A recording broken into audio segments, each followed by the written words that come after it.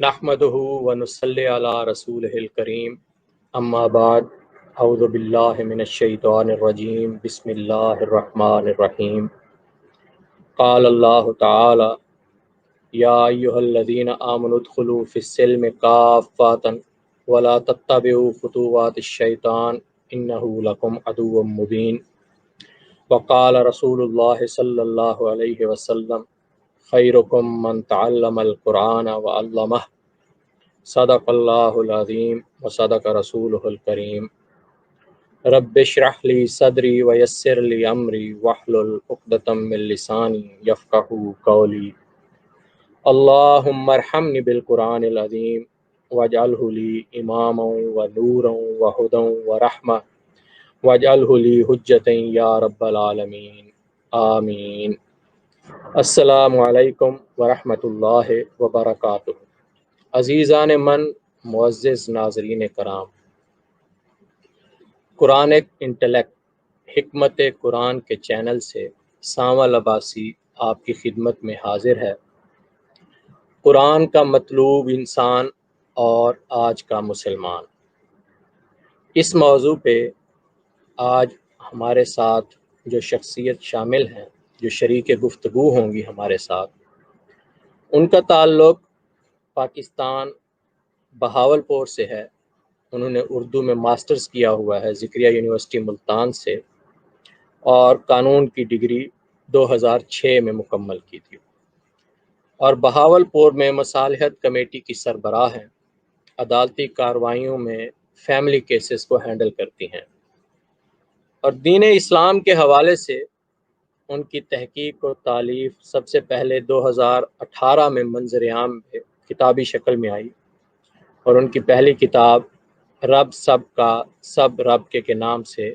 شائع ہوئی، اور قرآن کے حوالے سے ان کا قرآن ایک ترجمہ و تفسیر طباعت کے آخری مراحل میں ہے۔ اس کے علاوہ باب علم تصوف کے موضوع پر ان کی کتاب بھی خاطر طبع ہے۔ آج ہمارے ساتھ جو شخصیت شامل گفتگو ہوں گی، جناب نگہت عالیہ خان جتوئی صاحبہ۔ میں خوش آمدید نگہت عالیہ خان جتوئی صاحبہ، السلام علیکم۔ وعلیکم السلام عطا۔ خوش آمدید ادی۔ اور مرحبا۔ ماشاء اللہ آج موضوع کے حوالے سے تھوڑا سا میں بیان کرتا چلوں کہ جیسے ہی بحیثیت مسلمان ہم اپنے گریبانوں میں جھانکتے ہیں تو انفرادی و اجتماعی دونوں حوالے سے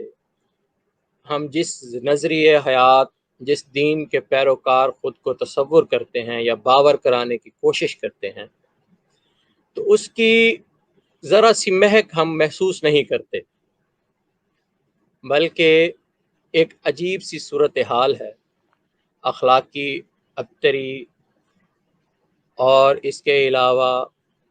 انتہا پسندی، متعصب ذہنیت، عہد شکنی، بدعمانی، غرض طرح طرح کی انفرادی اور اجتماعی بیماریوں کا شکار نظر آتا ہے ہمارا سماج۔ ہونا تو اگر ہم آج کے سماج میں نظر دوڑائیں تو ہمارے قول و فعل سے، ہمارے کردار سے مسلمانیت زد پہ محسوس ہوتی ہے۔ ہم کہنے کو تو مسلمان ہیں، مگر عملی حوالے سے کردار اگر ہمارا دیکھا جائے انفرادی اور اجتماعی سطح پر، تو ہمارا یعنی جس نظریہ حیات کا ہم پرچار کرتے ہیں اس سے دور دور کا واسطہ محسوس نہیں ہوتا، اور یعنی ہم بحیثیت عام انسان ہمیں پتہ ہی نہیں کہ اللہ رب العزت نے ہمیں کن باتوں کا حکم دیا ہے اور کن باتوں سے روکا ہے، بلکہ ہم یہ تمام ذمہ داریوں چند ہاتھوں کو سونپ دیتے ہیں جو ہمارے ساتھ ہماری محبت، ہماری سادہ لوحی اور ہماری وابستگی کے ساتھ کھلواڑ کرتے ہیں۔ ہمیں طرح طرح کے ایسی باتوں سے مروب کیا جاتا ہے، ان باتوں کی طرف راغب کیا جاتا ہے جن کا اللہ کے دین سے دور دور کا واسطہ نہیں۔ اور اگر ہم دیکھیں کہ جب ہم اسلام کی بات کرتے ہیں تو یعنی ہم کہتے ہیں کہ ہمارے پاس دنیا کا سب سے بہترین نظریہ حیات ہے، مگر ہماری اخلاقی حالت اس قدر پستی کا شکار ہے کہ جب بھی ہمارا کوئی کہتے ہیں کہ کوئی مثال پیش کریں تو ہمارے پاس ماضی کے حوالوں کے علاوہ کوئی بات نہیں رہ جاتی۔ حالانکہ ہونا تو یہ چاہیے کہ عہد حاضر کی کوئی مثال ہمارے پاس ہوتی، کیونکہ ہم زندہ نظریے کے حامی ہیں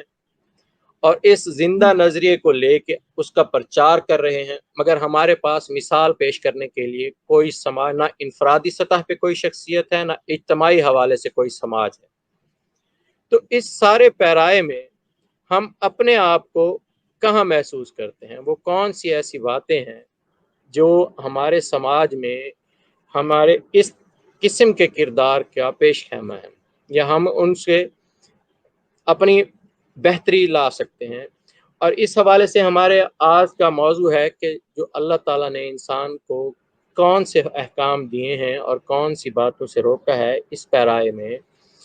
کہ قرآن میں انسان کی انفرادی اور اجتماعی حوالے سے جو نقشہ شخصیت کا بیان کیا گیا ہے وہ کیا ہے۔ تو اس حوالے سے سب سے پہلے میں نگہت خان جتوئی صاحبہ آپ سے گزارش کروں گا کہ آپ اپنا اس حوالے سے تھوڑا سا خیال پیش کریں کہ قرآن میں انسان کی انفرادی اور اجتماعی حوالے سے جو شخصیت کا نقشہ بیان کیا گیا ہے وہ کیا ہے۔ جی ادا دیکھیے، قرآن کا موضوع انسان اور کائنات ہے میرے فہم کے مطابق۔ جتنا میں اس کو سمجھ سکی ہوں تو آپ کو سب سے پہلے تو انسان کو سمجھنا ہوگا، کیونکہ اس کتاب کے ہی، اللہ کی کتاب کے ہی مطابق اللہ تعالیٰ نے اپنی کثیر مخلوق میں سے انسان کو فضیلت دی ہے۔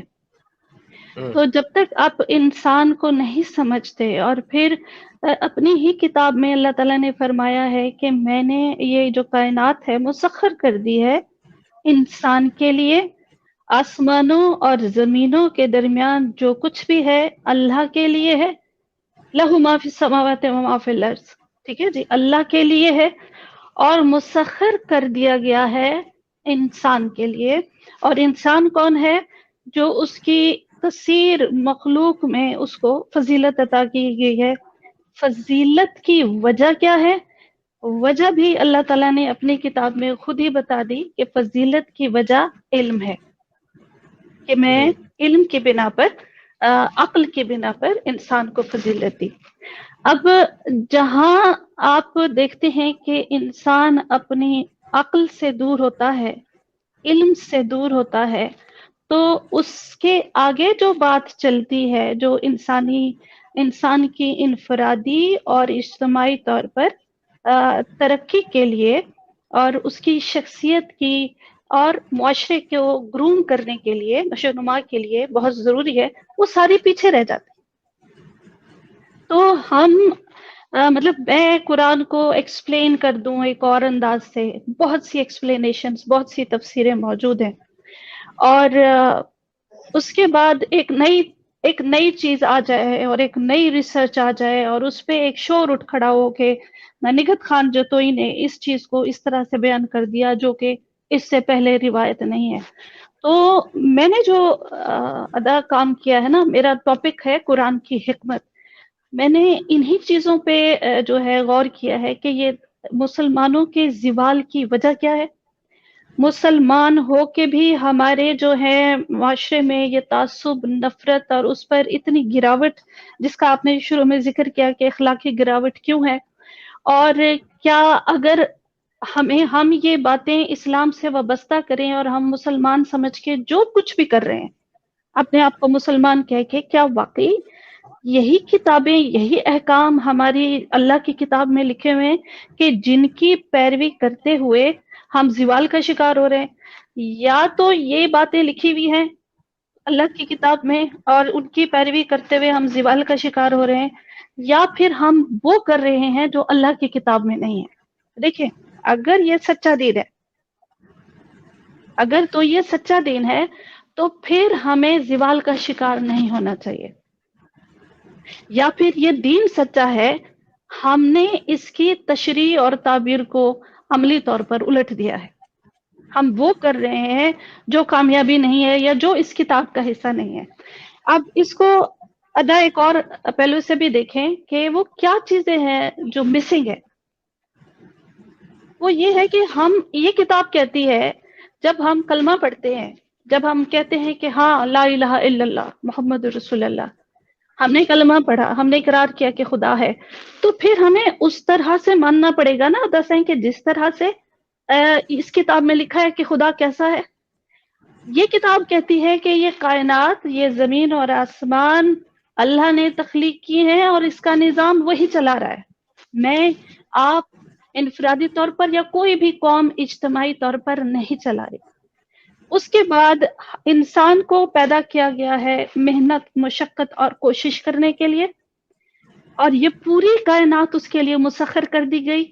इल्म हासिल करने के लिए, क्योंकि इल्म की वजह से उसकी फजीलत है, अकल को इस्तेमाल करे और रैशनल हकीकत पसंदाना अप्रोच के साथ आगे बढ़े। अब उसके बाद हम देखते हैं कि ये चीजें आपके जो है उसमें मिसिंग हो जाती हैं। आपकी प्रैक्टिकल लाइफ में आप देखें कि इल्म को छोड़ दिया, तहकीक को छोड़ दिया,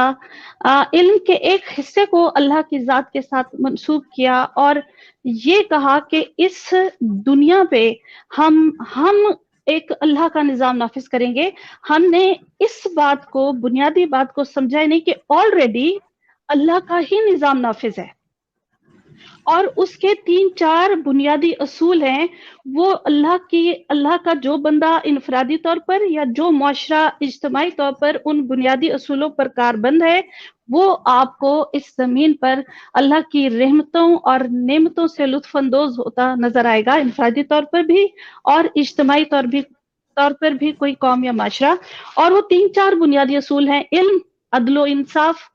और उसके नतीजे में पैदा होने वाला अमन, और उस इन तीनों के साथ जो है सारी दुनियावी और आखिरत की जो है कामयाबियां वाबस्ता है। अच्छा अदी, आपने कहा कि हम कहते हैं कि इस्लाम एक सच्चा दीन है और है भी जैसे, तो इसमें वो कौन सी ऐसी बातें हैं कि हम जो है ना वो चीज़ें नहीं अपना सके और उसकी हकानियत को वैसे साबित नहीं कर सके अपने अमली इजहार में, तो वो कौन से ऐसे नुकात हैं कि जिनको जो है ना हमने पसे पुष्ट डाल दिया है? से इसकी बड़ी सादा सी मिसाल है। मेरी जो सारी मैं बात करती हूँ वो कहती हूँ कि रियल लाइफ अप्रोच, हकीकत पसंदा अप्रोच, जिस दुनिया में हम जी रहे हैं, जिसको अल्लाह ताला ने अपनी किताब में कहा है कि मैंने इसको बरहक मकसद के तहत पैदा किया है, मैंने इनको हक के साथ पैदा किया है, मैंने यूं ही नहीं बना दिया खेल तमाशे के लिए, जिसको हम खेल तमाशे में जाया करते। तो वो हमसे क्या मिसिंग हो रहा है, वो यही मिसिंग हो रहा है कि हम देखते नहीं है, हम बातें करते हैं अच्छी, लेकिन हम अमली तौर पर वो उन असूलों पर कारबंद नहीं रहे जिनको अल्लाह ताला ने कामयाबी के असूल बताए हैं, दुनिया में भी और आखिरत में भी। वही जो मैं पहले बयान कर चुकी हूँ कि इल्म, अदलो इंसाफ और उसके बाद उसके इन दोनों के साथ अमन आता है, और उस बाअमन और इंसाफ और इल्म से भरे मुआशरे में ही आप अल्लाह की मार्फत हासिल कर सकते हैं, लोगों को एजुकेट कर सकते हैं। ये जो कायनात अल्लाह ताला ने इंसान के लिए मुसख्खर कर दी है, इस पर तहकीक करते हुए और उससे जो है आप जिस तरह के दुनियावी मादी फायदे हासिल करने के साथ साथ, इन्हीं में अल्लाह ताला की कुदरत की निशानियां हैं, जिनको अल्लाह ताला ने बार बार अपनी किताब में बयान फरमाया है कि इसी में ही उसकी जात का राज भी छुपा है। जहां आपके फायदे हैं आपके लिए, इंसान को उससे इस्तेमाल में लाए और फिर इन्हीं से ही वो अल्लाह की पहचान और मार्फत भी हासिल करे। तो जो ये रैशनल अप्रोच, जो अकली ये दुनिया जिस पे हम रहते हैं, अल्लाह ताला ने जिस मकसद के तहत बनाई है, हमने उसको महदूद किया कि अल्लाह का जो दीन है, इल्म है, वो सिर्फ फिकहा और इबादत तक महदूद है, और हमने सिर्फ इन 2 चीजों को समझा कि ये अल्लाह का इल्म है, बाकी जो दुनिया है वो बेकार है, बाकी उलूम जो है वो अल्लाह के दायरा कार से बाहर है। ये सबसे बड़ी वजह है हमारी तनज़ली की, जबकि कुरान हम